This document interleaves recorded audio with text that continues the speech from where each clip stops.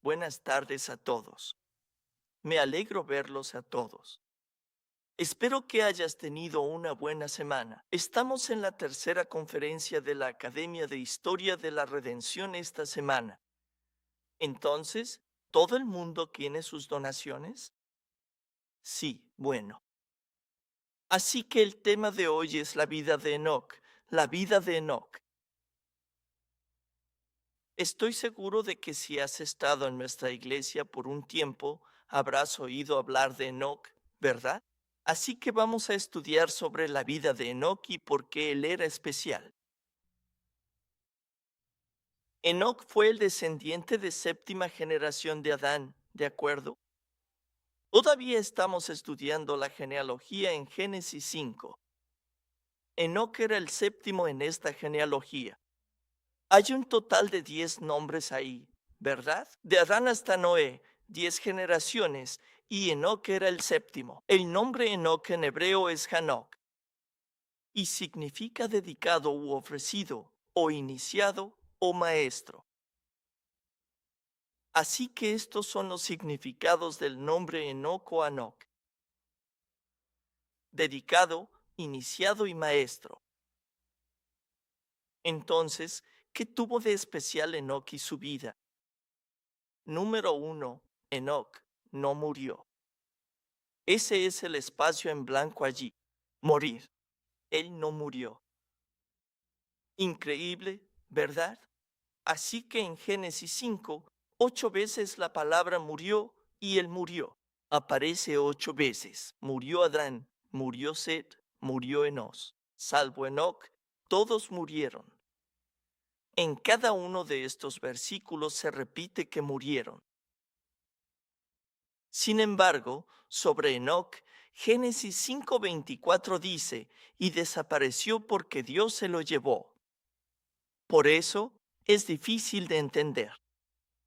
O sea, él ya no estaba porque Dios se lo llevó. ¿Qué significa eso, verdad? Pero si miras en Hebreos, capítulo 11, versículos 5 y 6, es un poco más claro.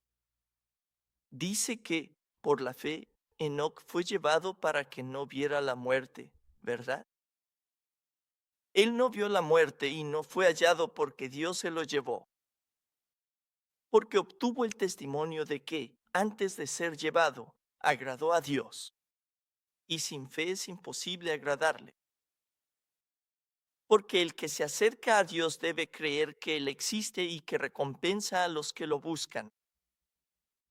¿Ves eso? Entonces, Hebreos 11 nos explica claramente que cuando dice que Dios se lo llevó, significa que Enoc no vio la muerte, sino que simplemente subió al cielo sin morir. ¿Está bien? Entonces, ¿cómo pudo Enoc hacer esto? ¿Cómo pudo él no ver la muerte? Según el texto que leímos en Génesis 5, del 21 al 24, la clave de la transfiguración de Enoc, ¿ok? Todos conocemos esa palabra, ¿verdad? Transfiguración. Eso significa que tu cuerpo es transformado en un cuerpo espiritual y eres llevado al cielo, ¿cierto? Sin morir. Así que la clave de la transfiguración de Enoc está en el hecho de que caminó con Dios durante 300 años, ¿ok? Él caminó con Dios durante 300 años. Entonces, ¿qué significa caminar con Dios? ¿Qué significa eso? Dios es espíritu, ¿verdad? Dios no tiene un cuerpo. Entonces, ¿cómo caminas con Él? ¿Qué significa eso? Según el libro Genealogías de Génesis, caminar con Dios significa seguir sometiéndose. El espacio en blanco ahí es sometiéndose. La propia voluntad a la de la persona que guía. Así que eso significa que dejas tu voluntad y sigues la voluntad de Dios. Eso es caminar con Dios. Y Enoc caminó con Dios de esta manera durante 300 años, no solo un par de días, ¿verdad? No un par de semanas, ni siquiera un par de años, sino 300 años. Así que ese eres tú. La parte más impresionante de la vida de Enoc es este caminar prolongado con Dios. ¿Por qué nosotros podemos caminar con Él por un tiempo? Ya sabes, cuando nos sentimos bien, cuando no tenemos nada más que hacer o algo así, ¿verdad? Pero Enoc caminó con Dios durante 300 años, y la Biblia dice, mientras tenía otros hijos e hijas. Así que no solo tuvo a Matusalén, sino que tuvo muchos otros hijos e hijas. Eso significa que él vivía una vida normal, como todos los demás. Se casó, tuvo hijos, probablemente tenía un trabajo o algo así, o cultivaba la tierra, no sé qué hacía, pero hacía todas esas cosas que todos los demás hacían. Y mientras hacía todo eso, caminó con Dios durante 300 años. Esa es la clave, se sometió a la voluntad de Dios. Él simplemente dejó ir su voluntad y siguió la voluntad de Dios, y lo hizo en cada paso del camino. ¿Está bien? No tenía ningún otro pensamiento, y lo hizo voluntariamente, de buena gana, por su propia decisión. Nadie lo obligó, ¿verdad? Sus padres no lo obligaron. Lo hizo por su propia voluntad, sin ninguna coerción. ¿Está bien? Eso es caminar con Dios. Así que, en esencia, cuando caminas con alguien, hay dos personas, pero parece que solo hay una. Así que cuando Enoc caminó con Dios, era uno con Dios. ¿Está bien? Entonces, para caminar con Dios, necesitamos tener cuatro cosas alineadas con Dios. Primero, nuestro destino tiene que ser el mismo que el de Dios. Necesitamos tener la misma meta. ¿Cuál es tu meta en la vida? Esa tiene que ser la misma que el propósito de Dios para ti, ¿verdad? ¿Cuál es el propósito de Dios para ti? Necesitamos tener el mismo destino o meta que Dios. Entonces, por ejemplo, en el desierto, ¿cuál era el destino de los israelitas? Era Canaán, ¿verdad? Ahí es donde Dios quería que fueran. Así que ese era el destino. Todos necesitaban dirigirse hacia Canaán para poder caminar con Dios. La segunda cosa que necesitamos tener alineada con Dios es la manera de llegar a ese destino. Bien, entonces, aquí, este es el mapa del desierto, ¿verdad? Voy a acercar un poco aquí. Entonces, ellos salieron de aquí, de Ramsés, y Canaán está por acá. Ese es su destino. Ahora, para ir de aquí hasta allá, en realidad había tres diferentes caminos que podían haber tomado. El primer camino es justo aquí. Podían bajar por aquí y seguir por este camino. Ese era el primer camino, pero Dios no los llevó por ahí. El segundo camino es por acá. Pero Dios tampoco los llevó por ese camino. El tercer camino es aquí. Todos decidieron ir por ahí, así que giraron y doblaron a la izquierda.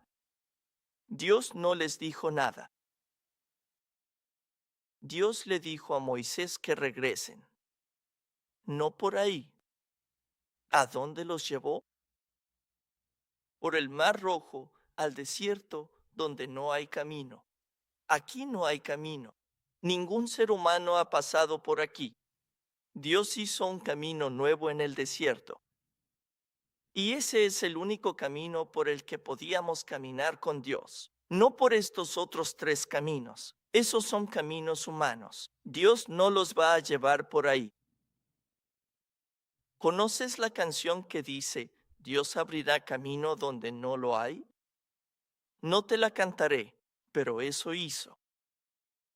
Él abrió un camino en el Mar Rojo y en el desierto. Así que tenemos que tomar el mismo camino que Dios, ¿de acuerdo? Así es como podemos caminar con Dios. Si vas a Manhattan, alguien toma el tren y otro va manejando, no van juntos, ¿verdad? Eso no es caminar juntos. La tercera cosa que necesitamos tener alineada con Dios para caminar con Dios es nuestro corazón. Nuestro corazón tiene que ser uno con Dios. Así que mientras los israelitas estuvieron en el desierto durante 40 años, muchas veces se quejaron o murmuraron contra Dios. ¿Y sabes lo que decían? Decían, ojalá pudiéramos regresar a Egipto, ojalá hubiéramos muerto en Egipto, ojalá alguien nos llevara de vuelta a Egipto. Eso. Repetidamente decían estas cosas cuando se quejaban contra Dios. Entonces, ¿qué revela eso? Eso revela que su corazón seguía en Egipto. Y todas esas personas que murmuraron así murieron en el desierto, no llegaron a Canaán. Así que aunque estaban siguiendo, era como, ay, nos arrastró hasta aquí otra vez, hace calor. Su corazón seguía en Egipto, en el mundo. ¿Así somos nosotros ahora? O sea, tu cuerpo está aquí en la iglesia. Pero si tu mente está allá en Egipto, entonces no estamos caminando con Dios. Y por último, la cuarta cosa que necesitamos tener alineada con Dios es nuestra velocidad o ritmo. El tiempo también tiene que estar en sintonía con Dios. El tiempo es muy importante. El tiempo es clave. Así que cada vez que la nube se levantaba, recuerden que la columna de nube y la columna de fuego acompañaban a los israelitas por todo el desierto, ¿verdad? Cada vez que la nube se levantaba, era cuando podían avanzar. Cuando la nube se detenía, todos se detenían. Tenían que seguir la nube. No podías pedir un momento, aún no estoy listo, si la nube se va, te vas. Así que el ritmo y el tiempo de la vida tienen que estar alineados con Dios. Pero para nosotros, ¿cómo vivimos nuestra vida de fe? Siempre se trata de nuestro propio tiempo, ¿verdad? Ahorita no tengo tiempo para la iglesia. Iré cuando tenga tiempo. Eso no está bien. Esas personas no están caminando con Dios. El tiempo es muy importante. ¿Y cuál es el ritmo de vida para los que creemos en Dios? Es este servicio semanal del Día del Señor. Cada 7 días tienes que parar todo y venir a la iglesia. Ese es el ritmo que Dios quiere que sigamos. Así que necesitamos caminar con Dios, como lo hizo Enoc. Y la Biblia dice que caminar con Dios significa ser agradables a los ojos de Dios. Necesitamos agradar a Dios, porque Hebreos 11:5 dice que Enoc caminó con Dios porque fue agradable a Dios. Entonces, ¿cómo podemos agradar a Dios y caminar con Él? ¿Qué se necesita para agradar a Dios y caminar con Él?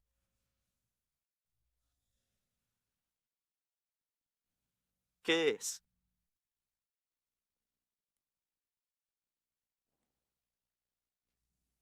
Bien, entonces, ¿qué se necesita para agradar a Dios y caminar con Él? Número uno es la fe. Bien, ese primer espacio en blanco es fe.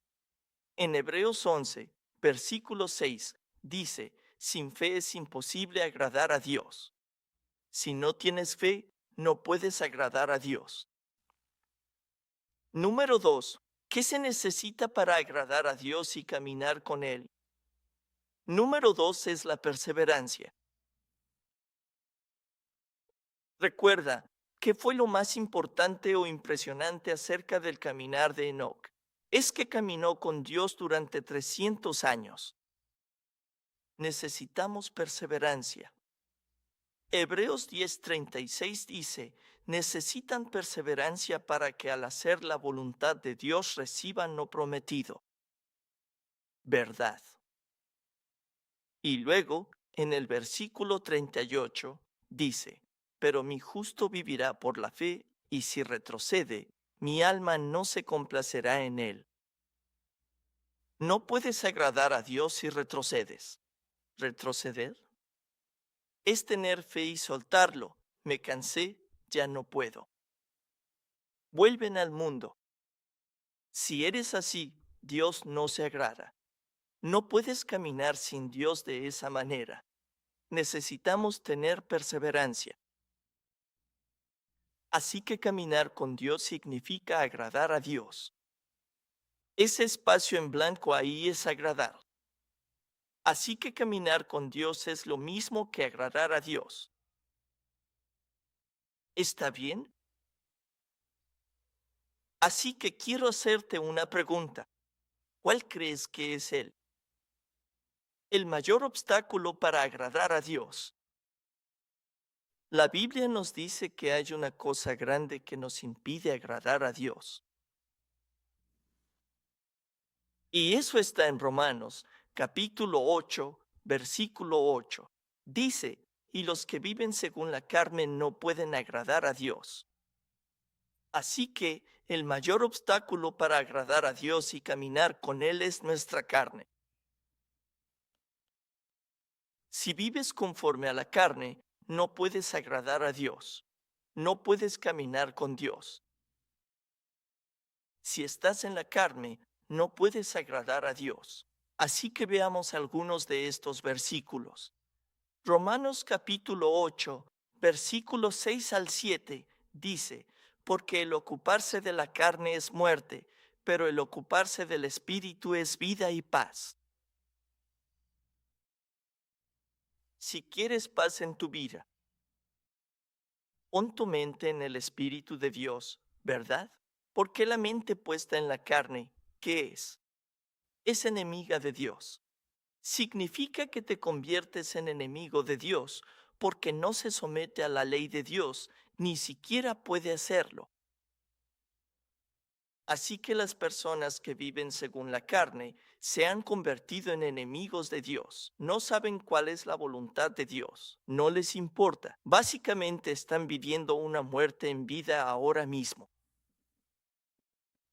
Por eso no puedes caminar con Dios.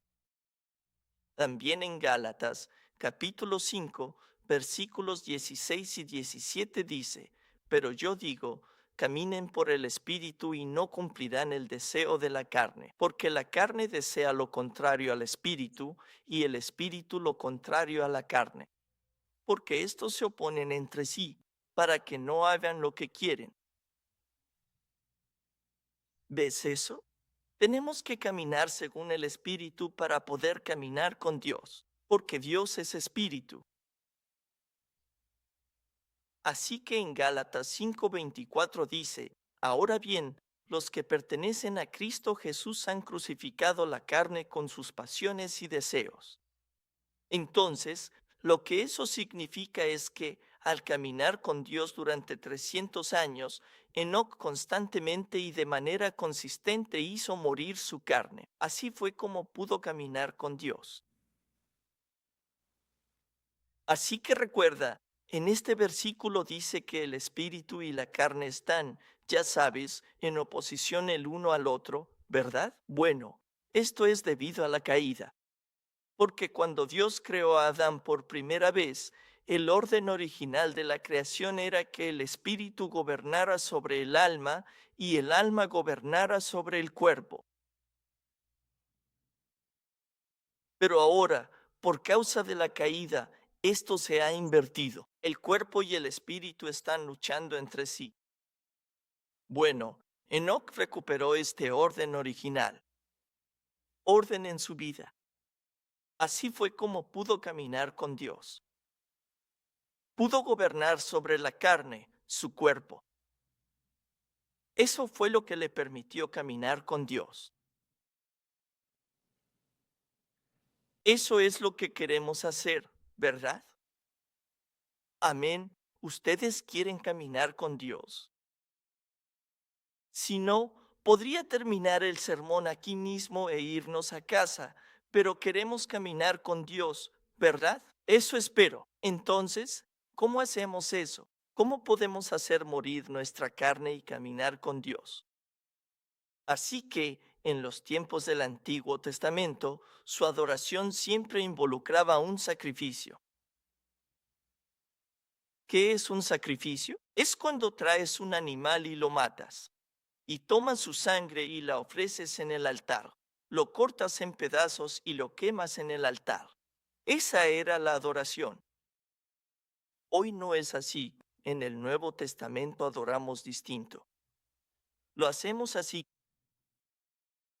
pero el concepto esencial y el espíritu de la adoración es el mismo. El ritual ha cambiado, la forma ha cambiado, pero el espíritu de la adoración es el mismo. Entonces, ¿cuál es ese espíritu?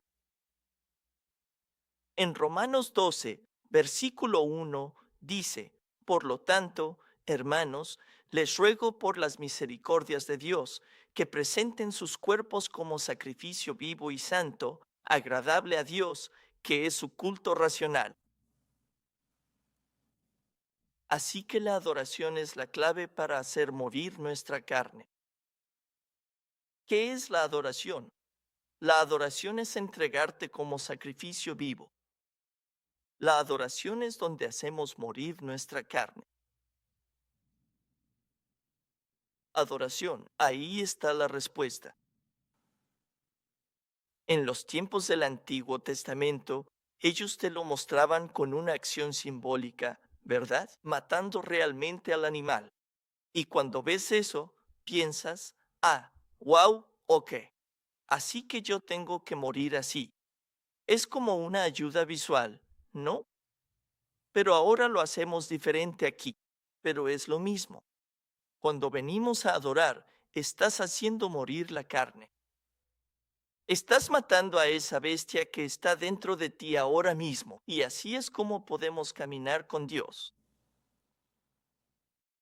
Entonces, el linaje de Set, esa genealogía en Génesis 5 se llama el linaje de Set, ¿verdad? El linaje de Set nos revela este estilo de vida de adoración. Ellos vivían el estilo de vida de adoración. Así que en Génesis 4, versículo 26, dice a Set, también a él le nació un hijo y llamó su nombre Enos. Ok, Set tuvo a Enos. Entonces los hombres comenzaron a invocar el nombre del Señor. ¿Qué significa esto? Entonces los hombres comenzaron a invocar el nombre del Señor. Así que después de que nació Enos, la gente empezó a invocar el nombre del Señor. Esta expresión, invocar el nombre del Señor, es un modismo especial en hebreo. Literalmente, básicamente significa que comenzaron a tener servicios públicos de adoración de manera regular a partir de este momento. Invocar el nombre de Dios significa tener una relación íntima con Dios, ¿verdad? Si puedes llamar a alguien por su nombre, eso significa que tienes bastante cercanía. Así que durante los días de Enos empezaron a tener esta relación íntima con Dios al tener servicios regulares como este ahora. La gente se reúne para tener servicios cada semana. Antes de eso, era como un servicio individual o solo en familia. Pero ahora, comenzando desde los días de Enos, empiezan a reunirse y tener servicios públicos regulares. ¿Por qué sucedió esto en este momento en particular? La respuesta a eso está en el nombre Enos. El nombre Enos que le puso su padre Set contiene la fe de Set, su confesión de fe. ¿Qué significa Enos? Significa hombre o fragilidad mortal. Eso básicamente significa que los seres humanos son muy débiles. Esa es la confesión. Los seres humanos son débiles. Somos demasiado débiles para salvarnos. Somos demasiado débiles para estar solos. Esa fue la confesión de Cés. Por eso se reúnen para adorar. Así que cuando se reúnen para adorar, ese acto en sí mismo es una confesión, decir, soy demasiado débil para salvarme, no puedo estar solo, entonces necesito la ayuda de Dios. Esa es la esencia y el espíritu de la adoración. Así que hoy, cuando ustedes vinieron aquí, tal vez no lo dijeron con sus labios, pero están haciendo esa confesión al sentarse aquí en adoración. Están diciendo, Dios, necesitamos tu ayuda. No puedo hacer esto solo. Vamos a depender de ti. Eso es adoración. Eso comenzó en los días de Enos. Así que desde ese día, después de Enos, todos esos descendientes adoraron de esta manera. Su estilo de vida era un estilo de vida de adoración. Y su fe tenía esta misma confesión. Necesitamos confiar en Dios. Necesitamos depender de Dios. Y no solo eso, también tenían servicios de adoración regulares, ¿verdad? Así que el ritmo de su vida giraba en torno a la adoración. Cada semana se reunían. Eso era como el punto de anclaje. Así que todo en su vida giraba alrededor de la adoración. Ese es el estilo de vida de un verdadero creyente. Eso es caminar con Dios. ¿Está bien? Eso es caminar con Dios, donde todo gira en torno a la adoración. Así que en Amós capítulo 3, versículo 3, dice, ¿andarán dos juntos si no se ponen de acuerdo? Mira esto, está hablando de caminar juntos, ¿verdad? ¿Crees que la Biblia está hablando aquí de dos personas caminando juntas? Esta es una manera de decir, ¿cómo puedes caminar con Dios si no tienes una cita con Él? Tienes que hacer una cita con Dios para caminar con Él. La palabra cita aquí en hebreo es moed, que significa fiesta o festival. Y esta palabra se usa para hablar de fiestas, como la Pascua, ya sabes, la fiesta de los tabernáculos. ¿Y cuál es la fiesta más básica en la Biblia? Ese es el día de reposo. Ese es él, la fiesta fundamental en todo el Antiguo Testamento. Así que esa es nuestra cita este día del Señor. Esta es nuestra cita con Dios.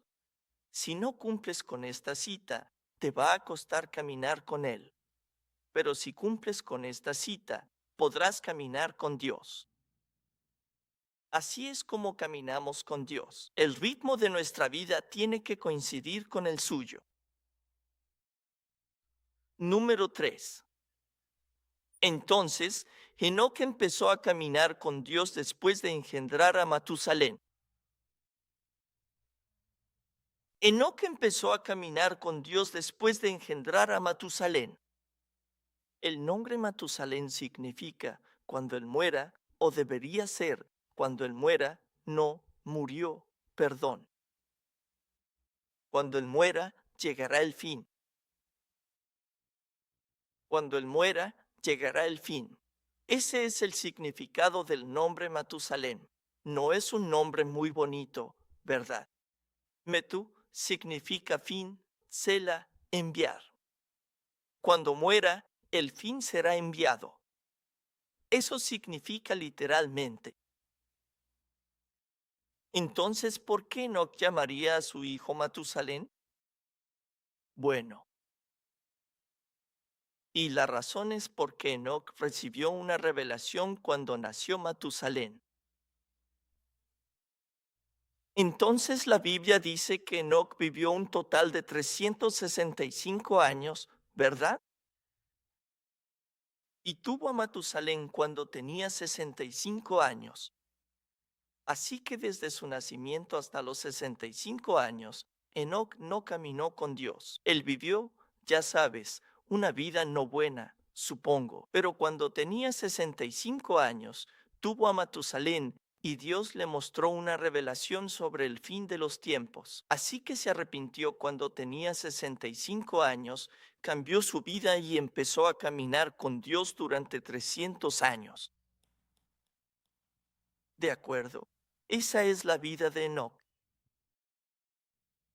Al nacer Matusalén, Dios le dijo a Enoc, llámalo Matusalén, que significa que cuando él muera, vendrá el fin. Enoc preguntó por qué ese nombre y Dios le respondió. Dios le dio una revelación.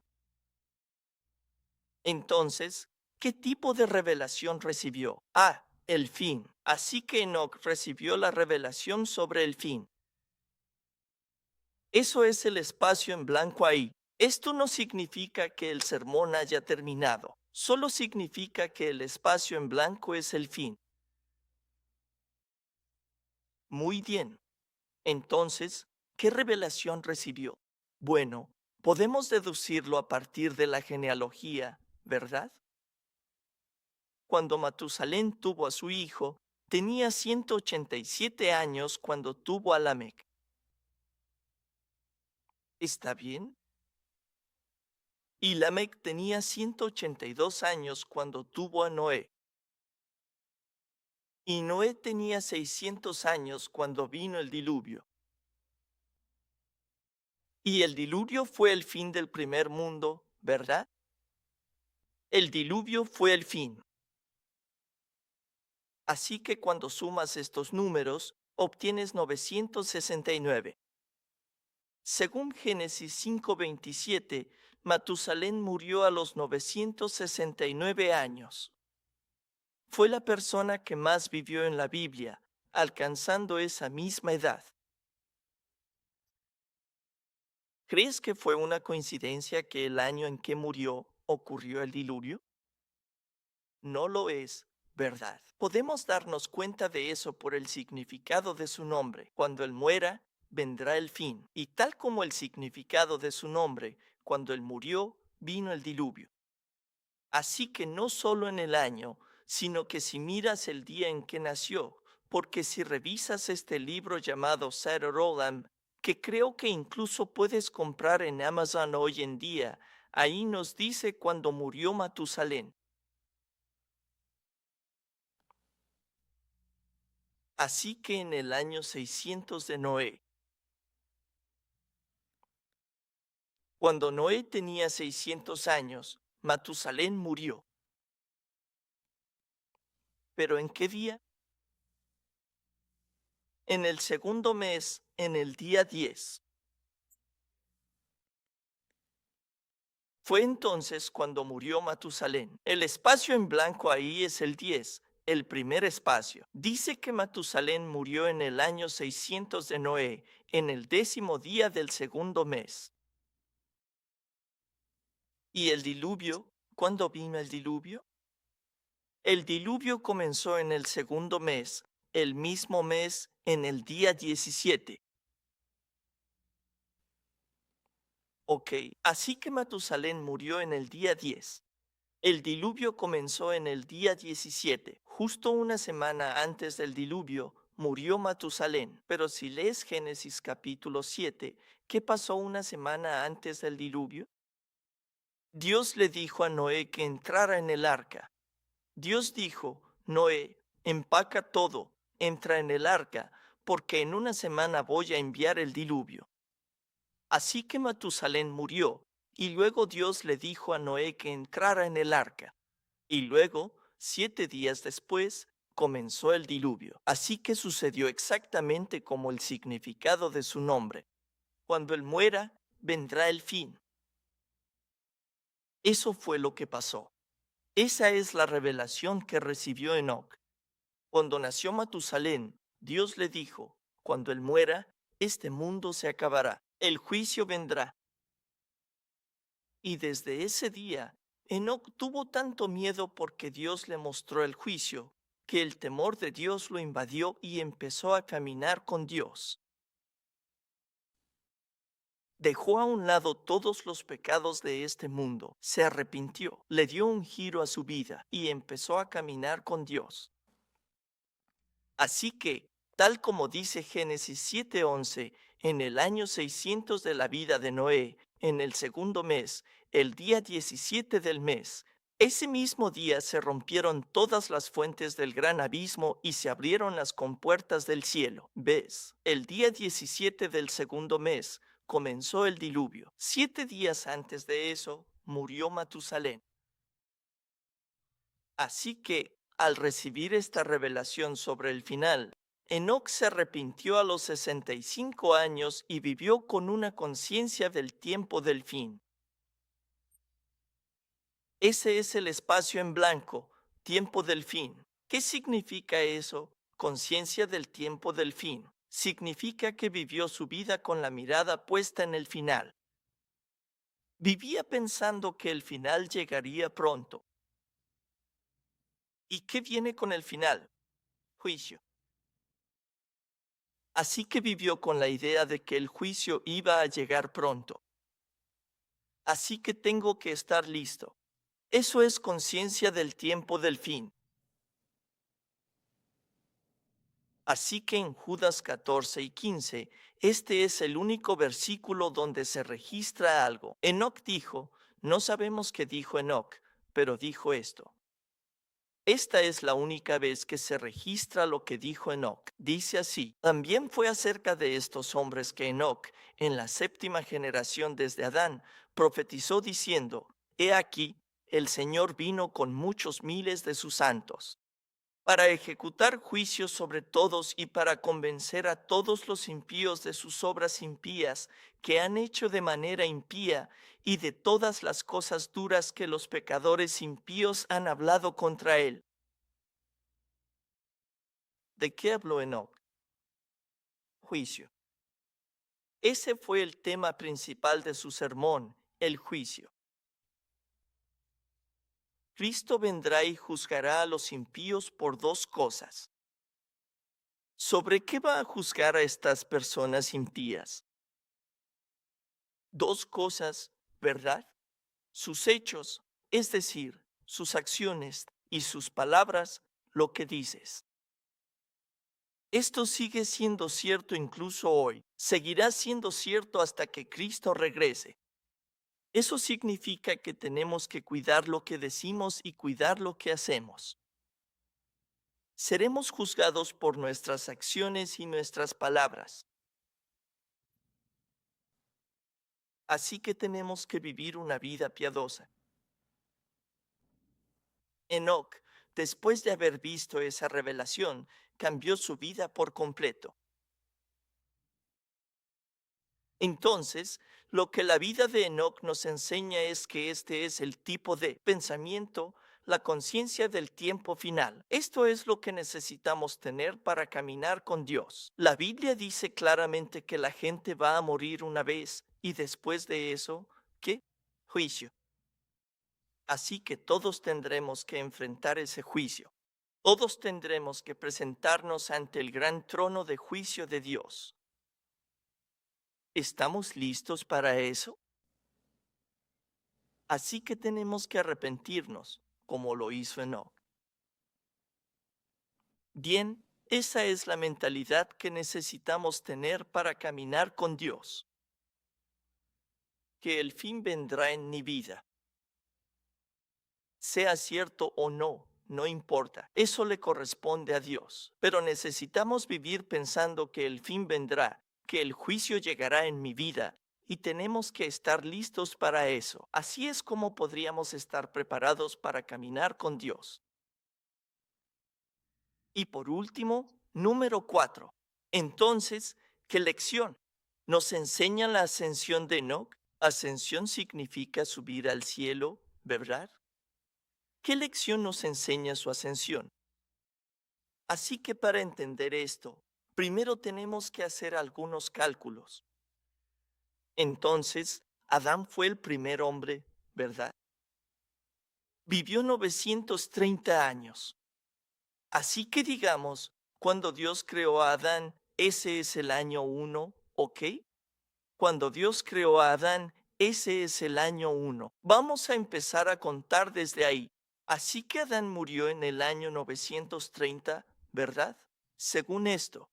Y cuando miras la genealogía, digamos que la genealogía nos dice que Adán tenía 130 años cuando tuvo a Set, y Set tenía 105 años cuando tuvo a Enos, y Enos tenía 90 años cuando tuvo a Kenán, y Kenán tenía 70 años cuando tuvo a Mahalalel, y Mahalalel tenía 65 años cuando tuvo a Jared, y Jared tenía 162 años cuando tuvo a Enoch.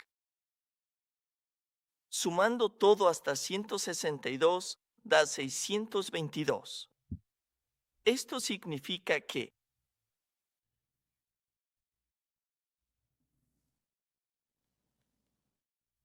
Enoc nació cuando Adán tenía 622 años.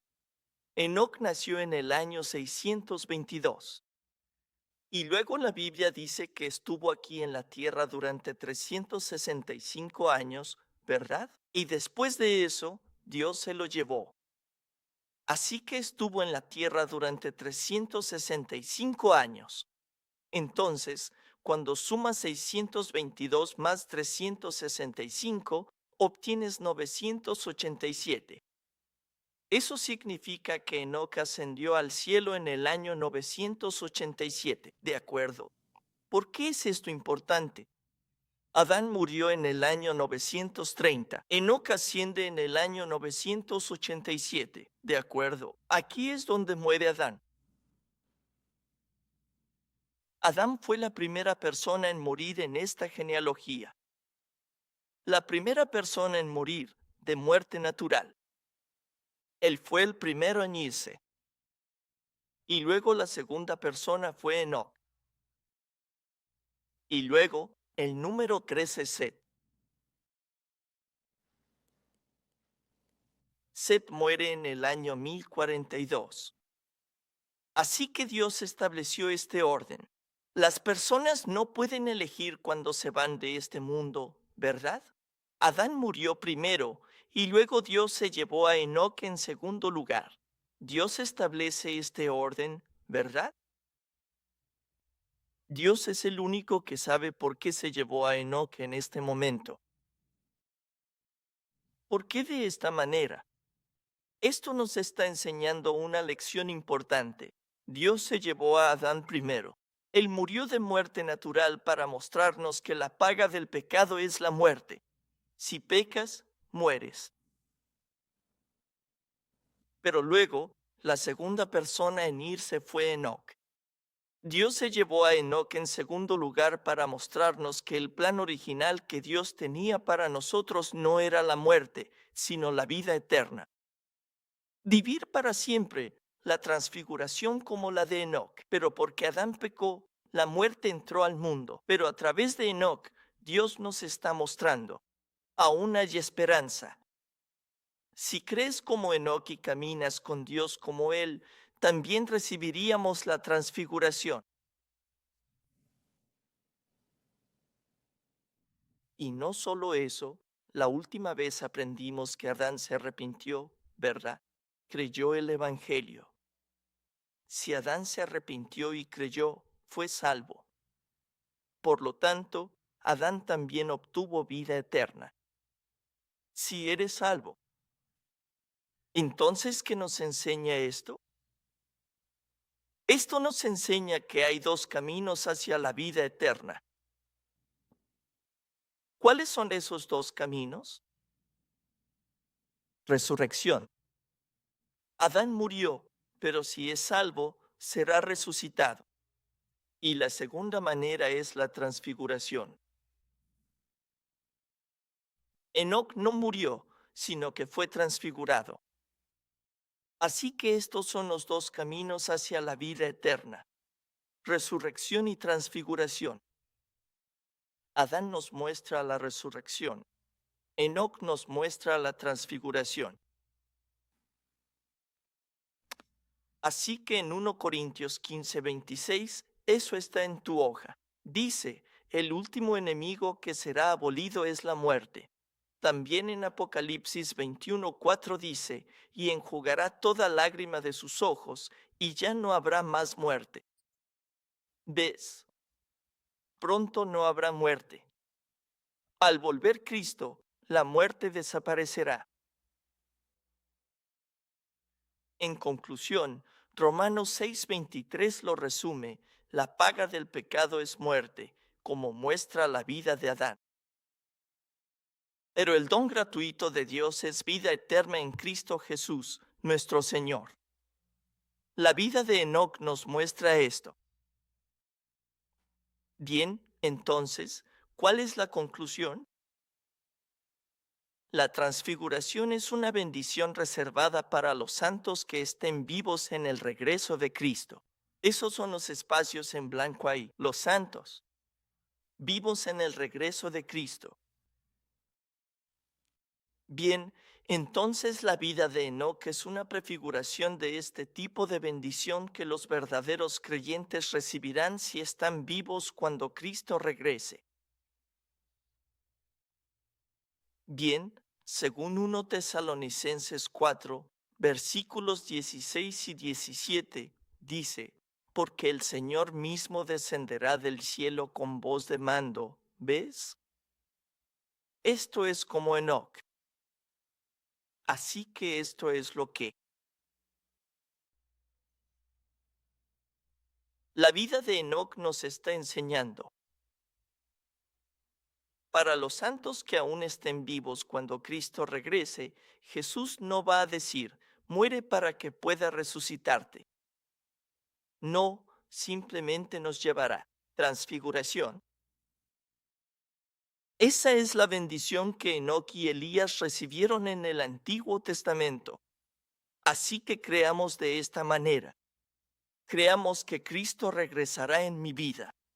Y como dije, si eso sucede o no, depende de Dios, no depende de nosotros. Pero si creemos así, entonces podremos caminar con Dios, como lo hizo Enoc. Esa es la bendición que queremos recibir, ¿verdad? Así que creamos que el regreso de Cristo está cerca. Va a suceder en mi vida. Y creamos de esa manera. Vivamos así, para que podamos caminar con Dios, como lo hizo Enoc. Amén. Oremos. Padre Celestial, muchas gracias por esta palabra que nos has dado, esta palabra de transfiguración. Padre, Dios, ayúdanos a creer como lo hizo Enoc, que Cristo regresará en mi vida para que podamos caminar contigo el resto de nuestras vidas.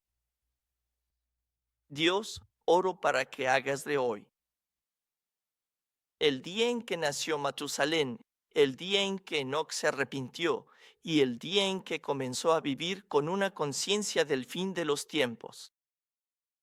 Dios, oro para que nos permitas a todos comenzar este día y empezar este caminar a partir de hoy, para que podamos caminar contigo y que nuestras vidas sean agradables ante tus ojos.